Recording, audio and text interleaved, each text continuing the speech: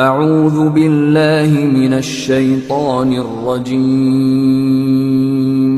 بسم اللہ الرحمن الرحیم بعد درود و سلام نازل ہوں جناب محمد رسول اللہ صلی اللہ علیہ وآلہ وسلم پر، جنہوں نے بڑے بڑے مصائب و تکالیف کا سامنا کر کے اس دین اسلام کو ہم تک پہنچایا ہے۔ حضرات، اس سے قبل جمعہ کے اندر آپ تمامی حضرات نے شادی بیاہ کے تعلق سے بہت ساری باتیں سماعت فرمائے ہیں۔ اسی سلسلے کی ایک کڑی انشاءاللہ العزیز آج آپ کے سامنے پیش کی جائے گی۔ اللہ تبارک و تعالیٰ سے دعا کیجیے بار الہ ہم تمام مسلمانوں کو کتاب و سنت کی باتیں بغور سماعت کرنے اور ان پر عمل پیرا ہونے کی توفیق عطا فرما، آمین یا رب العالمین۔ خطبہ مسنونہ کے بعد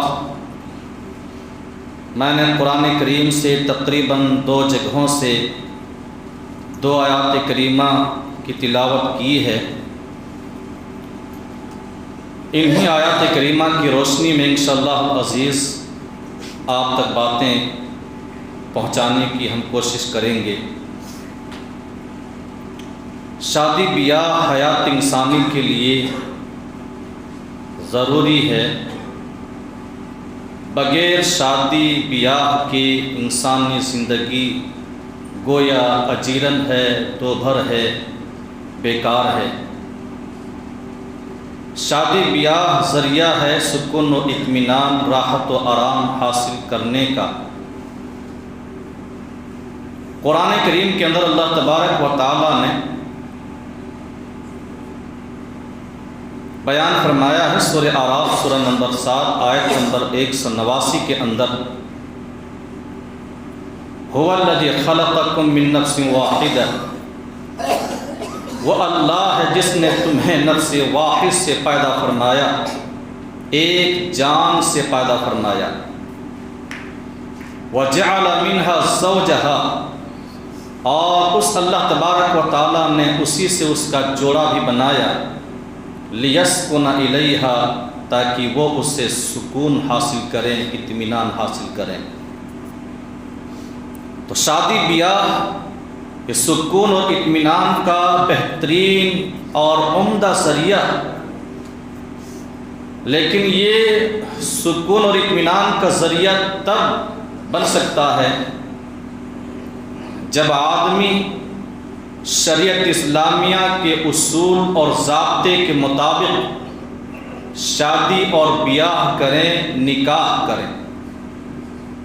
اور اگر شریعت اسلامیہ کے اصول اور ضابطے کے خلاف کرتے ہوئے اگر شادی اور بیاہ کیا جاتا ہے تو یقین مانیے اس شادی میں نہ برکت ہو سکتی ہے، نہ سکون اور اطمینان حاصل ہو سکتا ہے، بلکہ وہ شادی خانہ آبادی نہیں بلکہ سراسر بربادی ثابت ہوگی۔ اس لیے شریعت کے جو اصول ہیں ان اصولوں کو مد نظر رکھتے ہوئے آدمی کو شادی بیاہ کرنا چاہیے۔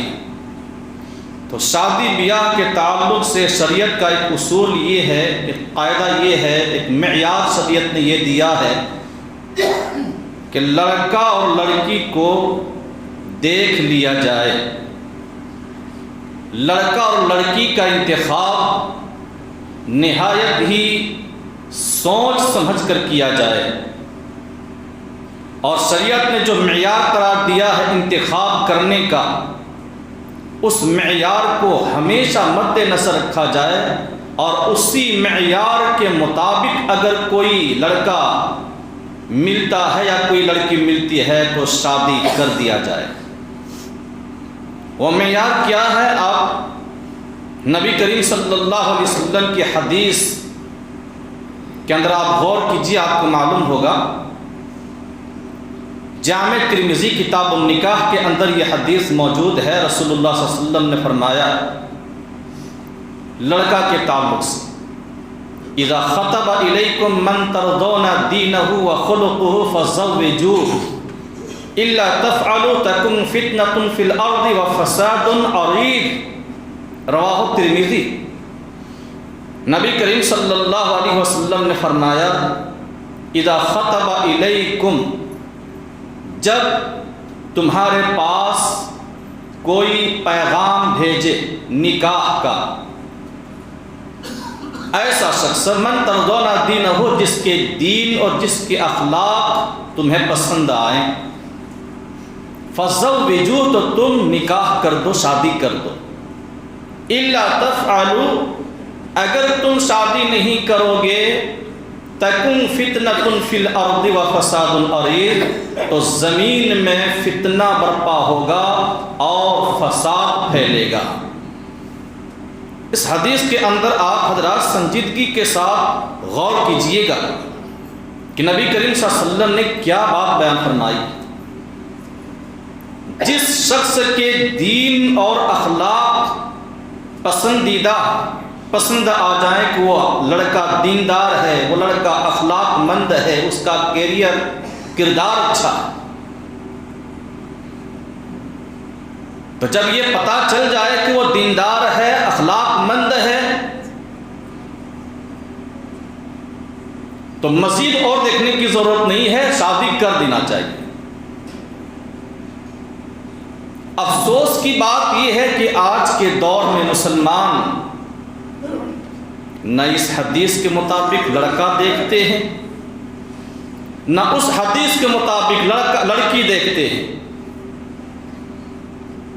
نبی کریم صلی اللہ علیہ وسلم نے فرمایا، متفق علیہ روایت، تنکح المرأۃ لأربع لمالها ولحسبها ولجمالها ولدینها فاظفر بذات الدین تربت یداک۔ آپ صلی اللہ علیہ وسلم نے فرمایا عورت سے 4 چیزوں کی بنا پر نکاح کیا جاتا ہے۔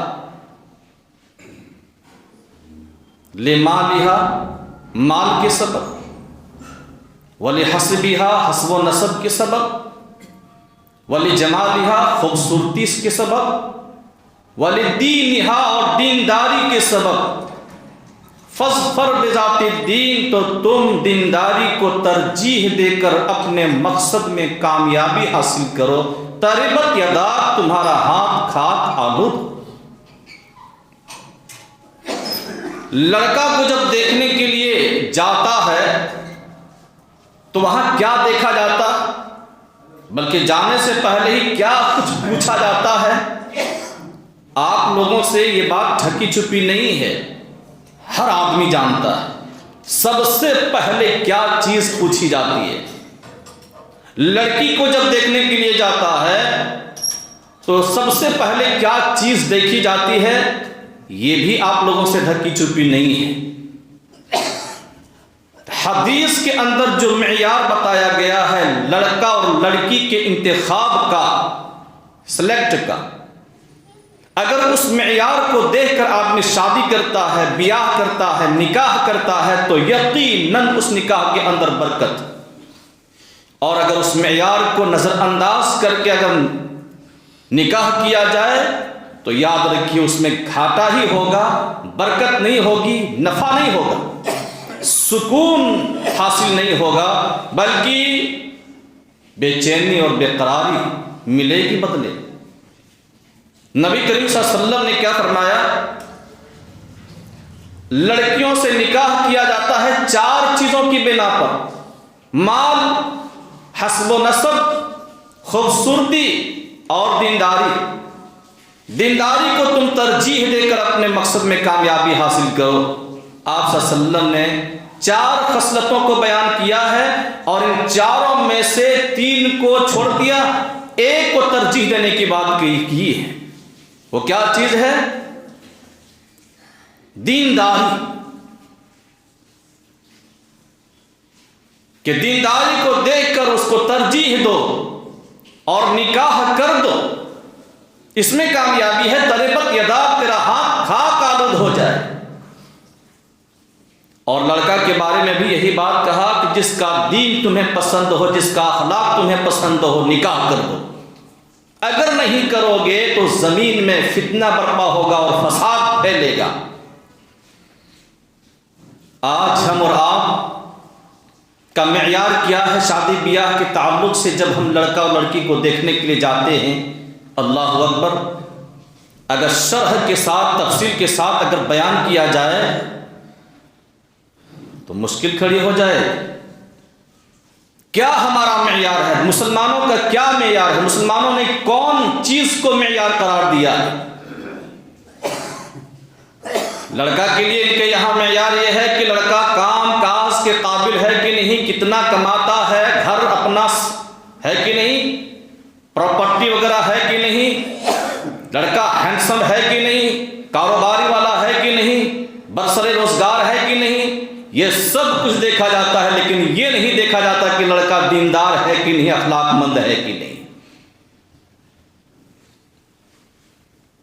اگر لڑکا کاروباری ہے، کام کاج کرتا ہے، چاہے اس کا عقیدہ گھٹیا سے گھٹیا تر کیوں نہ ہو، اوکے، کوئی بات نہیں، عقیدہ اور ایمان سے ہمیں لینا اور دینا کیا، دین اور اخلاق سے ہمیں لینا اور دینا کیا۔ لڑکا برسر روزگار ہے، کماتا، اتنا کماتا ہے، فلاں جگہ جاب کرتا ہے،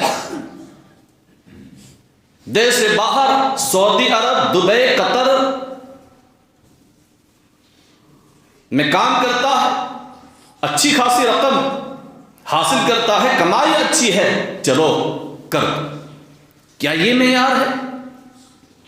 اب جب یہ معیار دے کر نکاح کرتا ہے، اپنی بچی کو دے دیتا ہے آنکھیں بند کر کے، تو شادی کے بعد پتہ چلتا ہے کہ ہم نے کتنی بڑی غلطی کر دی، سر پکڑ کر رونا پڑتا ہے۔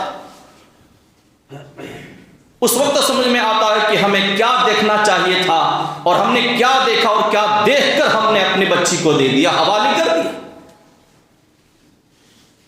اور اسی طرح بچیوں کی بات جب آتی ہے دیکھنے کی، تو کیا دیکھا جاتا ہے؟ حسب نسب والی ہے کہ نہیں، ہماری ذات سے ملتی ہے کہ نہیں، خوبصورت ہے کہ نہیں، اچھا لباس پہنتی ہے کہ نہیں، تزک و احتشام، لباس اور پوشاک، ٹھاٹ بات، خوبصورتی، تو ظاہری خوبصورتی کو دیکھ کر اوکے کر دیا جاتا، نہ سیرت دیکھی جاتی، نہ کردار دیکھا جاتا، نہ دینداری دیکھی جاتی، اور نہ ہی شرافت دیکھی جاتی، کچھ بھی نہیں دیکھا جاتا۔ ہاں، لڑکی اچھی ہے، خوبصورت ہے، حسب نسب والی ہے، بس مال والی ہے، بچے کو اتنا دے سکتے ہیں۔ بسا اوقات، بعض اوقات ایسا بھی ہوتا ہے کہ یہ جو بروکر ہوتا ہے نا بیچ میں، اگوا جس کو بولتے ہیں، اس کے سامنے ساری باتیں اگل کر رکھ دیتے ہیں، بچی ایسی ہونی چاہیے، اس کا گھر ایسا ہونا چاہیے، اعلیٰ خاندان کی ہونی چاہیے، اتنا پیسہ ملنا چاہیے، ہمارا بیٹا ایسا ہے ویسا ہے، یہ کرتا وہ کرتا۔ دینداری کہاں دیکھا آپ نے؟ سیرت کہاں دیکھا آپ نے؟ کردار کہاں دیکھا آپ نے؟ آپ نے تو وہ چیز دیکھی جس کو نبی کریم صلی اللہ علیہ وسلم نے ترجیح ہی نہیں دی۔ افسوس کی بات ہے مسلمانوں، مال دیکھا جاتا ہے۔ ایک حدیث کی روایت کے مطابق جو آدمی کسی لڑکی سے مال کے سبب، مال دیکھ کر کہ وہ لڑکی مالدار گھرانے کی ہے، مال والی ہے، نکاح کرتا ہے، اللہ تبارک و تعالیٰ اسے کنگال کر دیتا۔ حسب و نسب دیکھا جاتا، ہماری ذات والی ہے کہ نہیں، شیخ ہے کہ نہیں، پٹھان ہے کہ نہیں، ملک ہے کہ نہیں، انصاری ہے کہ نہیں، فلاں ہے کہ نہیں، فلاں ہے کہ نہیں، سید ہے کہ نہیں۔ اگر سید گھرانے کی ہے تو ٹھیک ہے، شیخ گھرانے کی ہے تو ٹھیک ہے، ہم شیخ گھرانے کی، ہم سید گھرانے کے، ہم پٹھان ہیں، خان ہیں، تو لڑکی بھی خان ہونی چاہیے، سید ہونی چاہیے، شیخ ہونی چاہیے، چاہے وہ کتنے ہی دیندار اور سیرت والی کیوں نہ ہو۔ اگر یہ نہیں ہے تو چلنے والی نہیں۔ کیا حدیث ہمیں یہی رہنمائی کرتی ہے؟ قرآن کریم ہمیں یہی رہنمائی کرتا ہے؟ غور کرنے کی بات ہے۔ ہم مسلمان کہاں جا رہے ہیں؟ کیا کر رہے ہیں ہم شادی بیاہ کے تعلق سے؟ کون سا معیار ہم نے اختیار کیا ہوا ہے؟ دیکھنا کیا چاہیے اور ہم کیا دیکھ رہے ہیں؟ نبی کریم صلی اللہ علیہ وسلم نے اللہ اکبر فرمایا. صحیح مسلم کتاب الجنائز کے اندر حدیث موجود ہے. اربع فی امتی من امر الجاہلیہ الفخر فی الحسب والطعن فی الانساب والاستسقاء بالنجوم والنیاح. وقال الناحیۃ اذا لم تتب قبل موتها يوم القيامة تقام يوم القيامة وعليها سربال من قطران ودرع من جرب. صحیح مسلم کتاب الجنائز کے اندر حدیث موجود ہے. ذرا غور کیجئے اور خاص کر وہ لوگ غور کریں جو شادی بیاہ کے موقع پر حسب اور نسب دیکھتے ہیں. نبی صلی اللہ علیہ وسلم فرماتے ہیں 4 چیزیں ایسی ہیں زمانے جاہلیت کی جو میری امت کے اندر پائی جائیں گی اور لوگ انہیں چھوڑنے پر تیار نہیں ہوں گے. اربع فی امتی من امر الجاہلیہ لا یترکونہن، چھوڑنے پر کبھی راضی نہیں ہوں گے، چھوڑنے کے لیے تیار نہیں ہوں گے. الفخر فی الاحساب، حسب پر فخر کرنا، قومیت پر فخر کرنا، ہمارا حسب یہ ہے. والطعن فی الانساب، نسب پر تانا زنی کرنا، ارے وہ تو فلاں خاندان کا ہے، فلاں قبیلے کا ہے، فلاں نسب کا ہے، اس کا نسب ایسا ہے ویسا ہے، خاندان ایسا ہے ویسا. یہ جاہلیت ہے، یہ جہالت ہے. والاستسقاء بالنجوم، اور ستارے کو دیکھ کر بارش طلب کرنا یا قسمت کے احوال معلوم کرنا ستاروں کے ذریعے سے. والنیاحہ، اور نوحہ کرنا. نبی صلی اللہ علیہ وسلم نے فرمایا اگر نوحہ کرنے والی خاتون مرنے سے پہلے توبہ نہیں کرتی ہے تو قیامت کے دن وہ اس حال میں اٹھائی جائے گی کہ اس کے اوپر تارکول کے کپڑے ہوں گے اور خارش لگی ہوئی بیماری اس کے بدن کو لگی ہوئی ہوگی، خارش کی بیماری اس کے بدن کو لگی ہوئی ہوگی. تارکول جس پر آگ بہت تیزی سے بھڑکتی ہے. نبی صلی اللہ علیہ وسلم نے حسب اور نسب پر فخر کرنا جاہلیت کے امور میں سے بتلایا ہے کہ یہ جاہلیت کے کام میں سے ہے. آج کتنے ایسے لوگ ہیں اپنے آپ کو مسلمان کہلانے والے جو ایسے موقع پر دیکھتے ہیں کہ ہاں یہ سید گھرانے کی ہے کہ نہیں، شیخ گھرانے کی ہے کہ نہیں. اگر یہی چیز دیکھنا ضروری ہوتا آپ ہمیں بتلائیے کیا انصار نے مہاجر عورتوں سے نکاح نہیں کیا؟ جو لوگ اپنے گھر بار چھوڑ کر مدینہ آئے مہاجرین، کیا مہاجرین نے انصار کی عورتوں سے نکاح نہیں کیا؟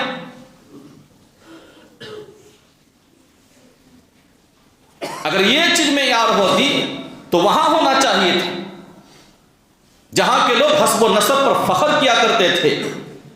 لیکن اسلام نے اس کو قطعاً جائز ہی نہیں رکھا، حرام کر دیا، کہا کہ یہ سب حسب نسب کوئی معنی نہیں رکھتا. اللہ تبارک و تعالیٰ کی نگاہ میں سب سے معزز آدمی کون ہے؟ ان اکرمکم عند اللہ اتقاکم، تم میں سب سے زیادہ جو پرہیزگار اور متقی ہے وہی اللہ کی نگاہ میں سب سے معزز ہے، سب سے محبوب ہے. یہ دیکھا جاتا ہے. دیکھنا کیا ہے؟ حدیث کے اندر کیا فرمایا؟ وَلِدِّينِهَا فَاظْفَرْ بِذَاتِ الدِّينِ، دینداری کو دیکھو اور دینداری کو دیکھ کر نکاح کر دو، دینداری کو ترجیح دو. سیرت و کردار کو نہ دیکھ کر، ترجیح نہ دے کر جیسی تیسی خاتون سے نکاح کر لیا جاتا.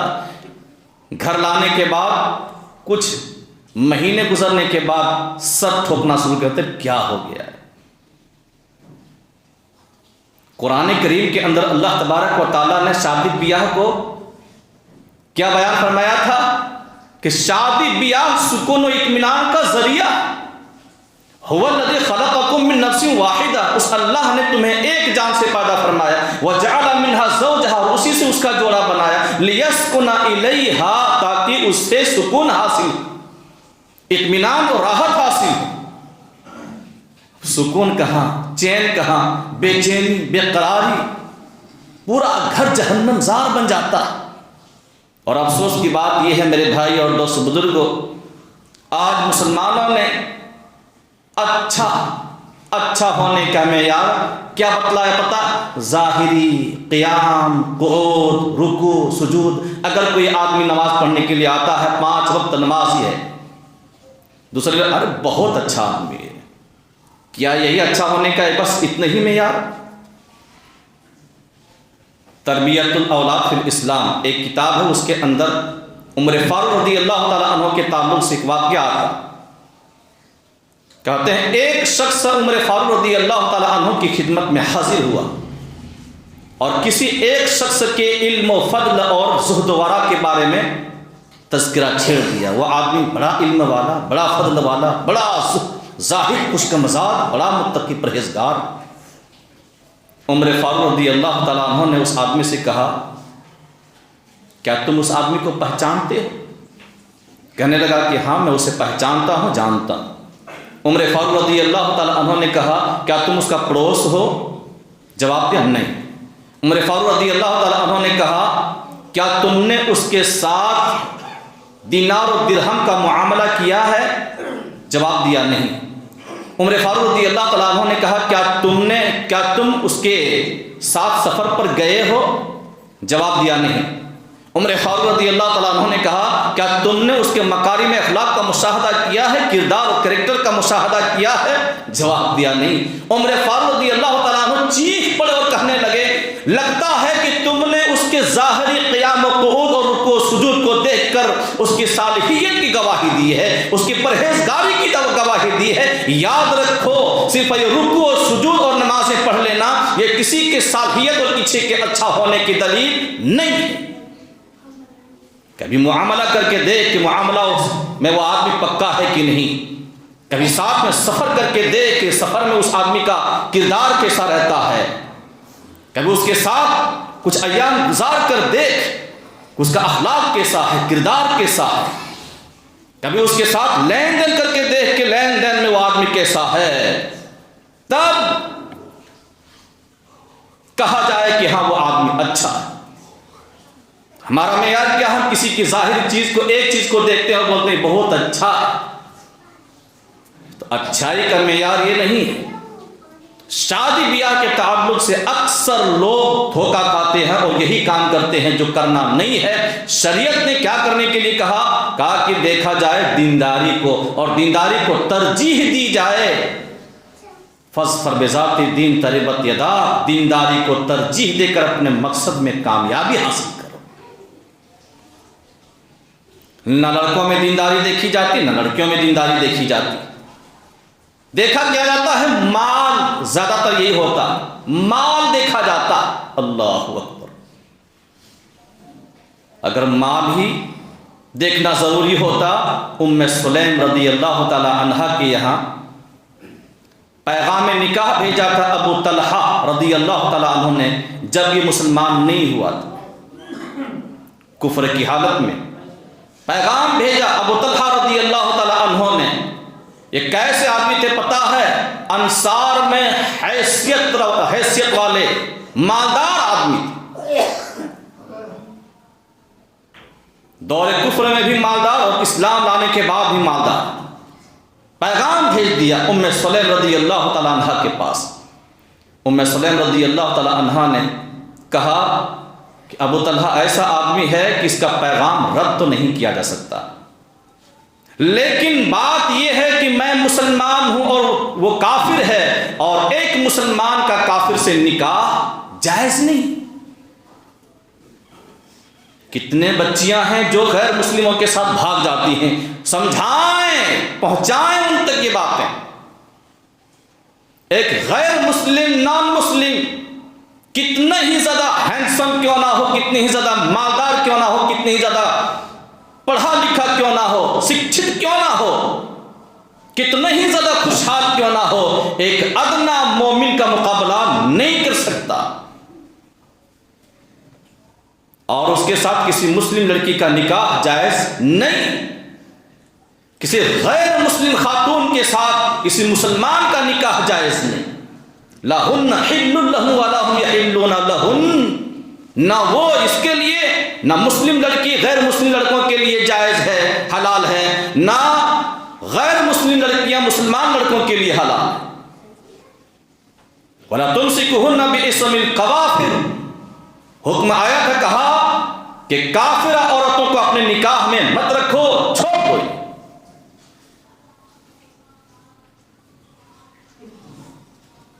ہماری کوتاہی اور ہماری کمزوری کی وجہ سے ہماری بیٹیاں اپنے ایمان برباد کر رہی ہیں، غیروں کے ہاتھوں میں چلی جا رہی، ہماری کمزوری کی وجہ سے۔ اور وہ کمزوری کیا ہے؟ شادی بیاہ، بچی غریب گھرانے کی، اللہ اکبر، دیکھنے میں نہایت ہی خوبصورت، سیرت والی، کردار والی، کوئی مالدار آدمی اس کی طرف نگاہ اٹھا کر نہیں دیکھتا، اس کا گھر ہی صحیح نہیں ہے، ٹوٹا پھوٹا مکان ہے، چھپڑ کٹ میں رہتی، بھلے اچھی کیوں نہ ہو، سیرت اور کردار والی کیوں نہ ہو، وہ بیچاری انتظار کرتے کرتے کرتے کرتے بڑھاپے تک پہنچ جاتی ہے، کوئی نگاہ اٹھا کر نہیں دیکھتا۔ اگر مسلم معاشرے کا ایسا حال ہے، آج کتنے ایسے غریب بچیاں اپنے گھروں کے اندر بیٹھی ہوئی ہیں، وہ دن اور ایام گن رہی ہیں، کب ہاتھ پیلے ہوں گے، کب مانگ سجیں گے، کب ہماری مراد پوری ہوگی، کب ہمارے ارمان پورے ہوں گے۔ کتنے ایسے غریب گھرانے کی بچیاں، اور جائیے آپ بڑے بڑے شہروں میں، حیدرآباد کی سرزمین میں جا کر دیکھیے، کتنے ایسے غریب بچیاں جو دھندا کرنے پر مجبور ہو گئی، غیروں کے ہاتھوں اپنی عزت برباد کرنے پر مجبور ہو گئی ہیں۔ کیوں؟ اس لیے کہ لوگ ان غریب گھرانوں کی طرف جھانکتے نہیں، غریب گھرانوں سے بچوں کو لانے کی کوشش نہیں کرتے، کثر شان سمجھتے ہیں، اسٹیٹس کے خلاف، ہمارے اوقات کے خلاف۔ ایک غریب بچی کو ہم بیاہ کر کے لائیں گے، ہم تو اعلیٰ خاندان والے، اونچے مقام اور مرتبے والے، ہمارا بیٹا ایسا اور ایسا، ہم غریب بچیوں کو لا کر اپنے گھر میں رکھیں گے، یہ ہو ہی نہیں سکتا۔ آخر میں مجبوراً کیا کرتی ہے، وہ بس پیسے جمع کرنے کے لیے اپنی عزت فروخت کرنا شروع کر دیتی ہے۔ میرے بھائی اور دوست بزرگوں، یہ بہت ہی خطرناک اور دل کو دہلا دینے والی چیز ہے۔ اب جائزہ لیں مسلمانوں اور غریب بچیوں کا، اللہ اکبر، اچھی اچھی بچیاں پڑھی ہوئی ہیں، لیکن نکاح نہیں ہو رہا، شادی نہیں ہو رہی ہے، کوئی جا ہی نہیں رہا، اور اگر کہیں سے کوئی چلا بھی گیا تو ایسے ایسی نزاکتیں اور ایسی ایسی باتیں، ایسی ہے کہ نہیں، ویسی ہے کہ نہیں۔ آج بچیوں کو دیکھنے کے لیے جاتے ہیں تو کیسے کیسے نزاکتیں کرتے ہیں، پتہ؟ پہلے کون جاتے ہیں بھئی؟ مرد تو جاتے نہیں، عورتیں جاتی ہیں۔ افسوس کی بات ہے، ان عورتوں کو اس وقت حیا نہیں آتا، شرم نہیں آتی۔ پہلے تو بھی اسی طرح تھی، تیرے گھر بھی عورتیں آ کر دیکھ رہی تھیں، تیرے ساتھ بھی ویسے ہوا تھا، بھول گئی یا تو بدلہ لے رہی ہے؟ پہنچ گئی، جانے کے بعد سب کچھ، چائے ناشتہ واشتہ سب کچھ پیٹ بھر کے کر لیا، اس کے بعد ہاں بچی کو لاؤ۔ اب بچی کو لایا گیا، پھر عیب نکالنا شروع کر دیا، تلوے میں ہاتھ ڈال کر دیکھتی ہیں، تلوے میں دیکھیں ٹھیک ہے کہ نہیں، چلا کر دیکھتے ہیں، چند قدم بیٹی چلو، بیٹی بولو، بیٹی چند قدم چلو، کہیں لنگڑی تو نہیں، ہنسا کر دیکھتے ہیں، دیکھیں کہ دانت ٹھیک ہے کہ نہیں، بلوا کر دیکھتے کہیں گونگی تو نہیں، حقلاتی تو نہیں، ساری نزاکتیں دیکھیے، لیکن کسی کو شرمندہ مت کیجیے،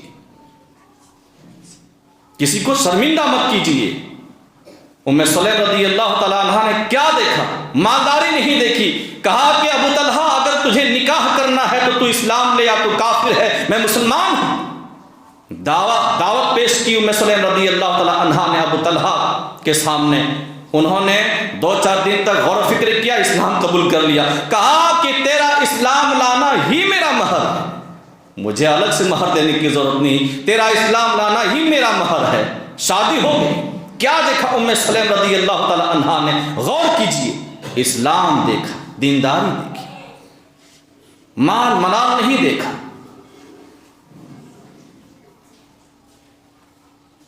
نبی کریم صلی اللہ علیہ وسلم کے زمانے میں نکاح کیسا ہوتا تھا، اللہ اکبر، اتنا آسان، کوئی مشکل، کوئی پیچیدگی نہیں۔ ایک آدمی آتا، ایک عورت آتی، کہتی اللہ کے رسول مجھ کو نکاح کرنا، نبی کریم صلی اللہ علیہ وسلم کسی کو بلاتے اور پھر اسی وقت نکاح ہو جاتا تھا۔ آج کے دور میں نکاح کرنے کے لیے آدمی کو سوچنا پڑتا، کہاں جا رہے ہیں یہ مسلمان۔ اور میرے بھائی اور دوست بزرگوں، قرآن کریم سورہ حجرات آپ اٹھا کر دیکھ لیجئے، کوستے ہیں نا، اب سب کچھ ہو لیا، دیکھ لینے کے بعد باہر نکل کے چلی گئی اور پھر واٹس ایپ کے ذریعے سے یا کسی کے ذریعے سے پیغام بھیجوا، اور بچی تھوڑا ٹھیک نہیں ہے، بول دیجئے۔ اس طرح ایک جگہ نہیں، 3 4 5 جگہوں میں جا کر دیکھتی، پھر بھی پسند نہیں، پھر آخر میں جا کر گڑھے میں گرتی ہے، تب ہوش آتا۔ ہاں، یہ اغوا والے جو ہیں نا، کبھی کبھی لوٹیاں ڈبو دیتے ہیں، ان کی باتیں مانتے ہیں بہت۔ ہاں بھائی دیکھیے گا، تصویر دکھا کر پورے گھرانے کو برباد کر دیتے۔ تو دوسرے کے اوپر بھی اتنا اعتبار مت کیجئے، کم سے کم خود تحقیق کیجئے۔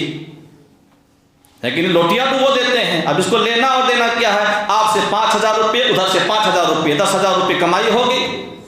یہ پیغام والے کیا کرتے ہیں، کمائی ہی ہے نا، بچی کی طرف سے پیسے لیتے ہیں کہ نہیں، بچوں کی طرف سے پیسے لیتے ہیں، ان کو کمائی چاہیے، اس لیے تنکا کو ٹال بنا کر پیش کرتے ہیں۔ نہیں ایسی ہے ویسی ہے، اس گھرانے کی اس گھرانے کی ہے، ایسا ہے ویسا ہے، ایسے گھرانے کا ویسے گھرانے کا ہے۔ اب دونوں مزید تحقیق کیوں کریں گے، بس باتوں میں آ جاتے ہیں اور پھنس جاتے ہیں بری طرح سے۔ اس بات کے اوپر میں غور کر رہا تھا تو میرے ذہن میں ایک بات آئی، یہ اغوا والے جو ہے نا، رشتہ لے کر جاتے ہیں، دکھا کر رشتہ طے کر دیتے ہیں، تھوڑا بہت دیکھا دیکھی ہوا، باتوں میں آ گئے، رشتہ طے ہو گیا۔ ہاں اب مجھ کو چاہیے 5,000 10,000 روپے نکال کر دے دیا، لڑکی والے کی طرف سے، لڑکا والے کی طرف سے 5,000 10,000 روپے دے دیا۔ کچھ وہاں لوگوں نے سمجھا کیوں ہم دے رہے ہیں بھائی، لینا صحیح ہے کہ نہیں، ذہن میں آئی کوئی بات، اس نے تو رشتہ طے کیا ہے نا، رشتہ لگایا ہے، اچھا کام کیا ہے، نیکی کا کام ہے رشتہ لگانا، رشتہ لگایا ہے، پھر پیسہ کیوں مانگ رہے ہیں، کیوں پیسہ پوچھ رہے ہیں، کیوں آپ کو پیسہ دینا؟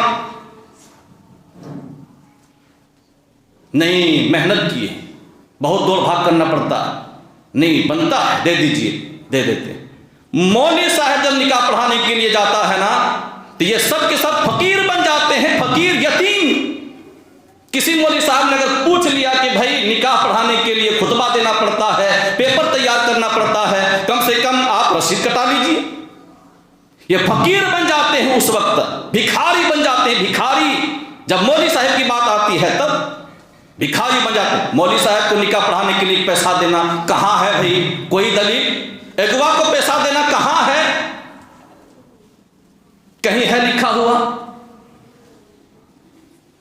ارے مولوی صاحب لوگوں کو اس چیز کو لے کر نکال دیا جاتا ہے۔ افسوس کی بات ہے، کیا ہے مسلمان، کیسے مسلمان ہیں، کس معیار کے مسلمان ہیں؟ حقیقت میں اگر مسلمانوں کو دیکھنا ہے تو ایسے موقع پر دیکھ لیجیے، تنہما داغ داغ شرپن با کجا کجا نہم، سارے کے سارے داغدار ہیں، پورا داغدار ہے، پھر بھی زبان سے بولیں گے کہ انا الحق، میں حق پر ہوں۔ مولوی صاحب کی بات آتی ہے تو وہاں فقیر بن جاتا ہے آدمی، 1000 روپے دینا مشکل ہو جاتا ہے۔ یہ کہاں کا انصاف، ٹھلم الایمان والا مسلمان، یہ کہاں کا انصاف؟ جس نے تمہارے گھر کا لوٹیا ڈبو کر رکھ دیا، 2 4 شادی ہونے کے بعد 1 2 مہینے گزرنے کے بعد پتا چلتا ہے کہ ہاں لڑکی کس معیار کی تھی، لڑکا کس معیار کا تھا، کیا اس آدمی نے گل کھلایا؟ پھر سر پیٹتے رہیے اور روتے رہیے، چلاتے رہیے، چیختے رہیے۔ اللہ اکبر۔ تو میں یہ عرض کر رہا تھا کہ عورتیں جاتی دیکھنے کے لیے، قرآن کریم کیا کہتا ہے سورہ حجرات، یا ایھا الذین آمنوا لا یسخر قوم من قوم عسى ان یکونوا خیرا منھم، کوئی قوم کسی دوسرے قوم کا مسخرہ نہ بنائے، مذاق نہ اڑائے۔ ممکن ہے کہ جس کا تم مذاق اڑا رہے ہو وہ تم سے بہتر ہو. وَلَا نِسَاءٌ مِّن نِسَاءٍ، کوئی عورت کسی عورت کا مذاق نہ بنائے، مذاق نہ اڑائے. عَسَىٰ أَن يَكُنَّ خَيْرًا مِّنْهُنَّ، ممکن ہے کہ جس عورت کا مذاق اڑایا جا رہا ہے وہ عورت تم سے بہتر ہو. لڑکیوں کا مذاق کیوں بناتے ہیں؟ دیکھیے، دینداری کو ترجیح دیجیے اور اپنے نکاح میں، شادی میں کامیابی حاصل کیجیے. اصل میں جب ہم اپنے معیار سے اتر گئے تو ظاہر بات ہے یہی سب کچھ ہوگا ہمارے ساتھ، یہی سب کچھ ہوگا. ہماری زندگی کا معیار کیا تھا؟ قرآن اور صحیح احادیث. ہم نے قرآن اور احادیث سے بس رہنمائی حاصل کرنا چھوڑ دیے، خاص کر اس سلسلے میں بس یہی سب کچھ ہو رہا ہے. آج دیکھیے شادی بیاہ کے تعلق سے کتنے لفڑے ہیں، کتنے لفڑے ہیں. دیکھیے برابر طلاق ہو رہی ہے، خلا ہو رہا ہے، ناچاکی. اور پھر تھانے میں جا کر دیکھیے، کورٹ میں جا کر دیکھیے کہ کورٹ کچہری کا مسئلہ، تھانے کا مسئلہ، پولیس والوں کے پاس جا کر کھڑی ہو کر انتظار کر رہی ہے ہمارے حق میں فیصلہ ہونا چاہیے. یہ مسلمان ہیں؟ وضع میں تم ہو نصرات و تمدن میں ہنور، یہ مسلمان ہیں جنہیں دیکھ کے شرمائیں یہود. میرے بھائی اور دوستو بزرگوں، قرآن کریم کی طرف آئیے، حدیث رسول کی طرف آئیے. اللہ اور اس کے رسول کے فیصلے پر راضی ہو جائیے. جو شخص اللہ اور اس کے رسول کے فیصلے پر راضی نہیں ہوتا ایمان سے وہ دور ہو جاتا ہے. فلا وربک لا یؤمنون حتی یحکموک فیما شجر بینہم ثم لا یجدوا فی انفسہم حرجا مما قضیت ویسلموا تسلیما. سورہ نساء کی آیت. جو رسول کے فیصلے پر سے راضی نہیں وہ ایمان سے خالی. وما كان لمؤمن ولا مؤمنة إذا قضى الله ورسوله أمرا أن يكون لهم الخيرة من أمرهم ومن يعص الله ورسوله فقد ضل ضلالا مبينا. وہ دور کی گمراہی میں، کھلی گمراہی میں جا پڑتا ہے جو اللہ اور اس کے رسول کی نافرمانی کرتا ہے. آئیے قرآن کی طرف، آئیے حدیث رسول کی طرف. قرآن اور حدیث رسول سے آپ رہنمائی حاصل کیجئے، شادی بیاہ کیجئے. انشاءاللہ العزیز وہ شادی بربادی نہیں بلکہ خانہ آبادی ہوگی، اس کے اندر برکت ہی برکت ہوگی، اللہ بھی خوش ہوگا اور پھر گھروں کے اندر برکتوں کا نزول ہوگا. اللہ تبارک و تعالیٰ سے دعا کیجئے بار الہ ہم تمام مسلمانوں کو شریعت مطہرہ کے اصول کے مطابق شادی بیاہ کرنے کی توفیق عطا فرما. پروردگار عالم ہم تمام مسلمانوں کو کتاب و سنت کے مطابق زندگی گزارنے کی توفیق عطا فرما. پروردگار عالم تو جب تک ہمیں زندہ رکھ، ایمان پر زندہ رکھ، جب تم موت دے آمین. اللہ تو ہمیں اسلام کی پر موت دے آمین. واخر دعوانا الحمدللہ رب العالمین وصلی اللہ علیہ وآلہ وسلم.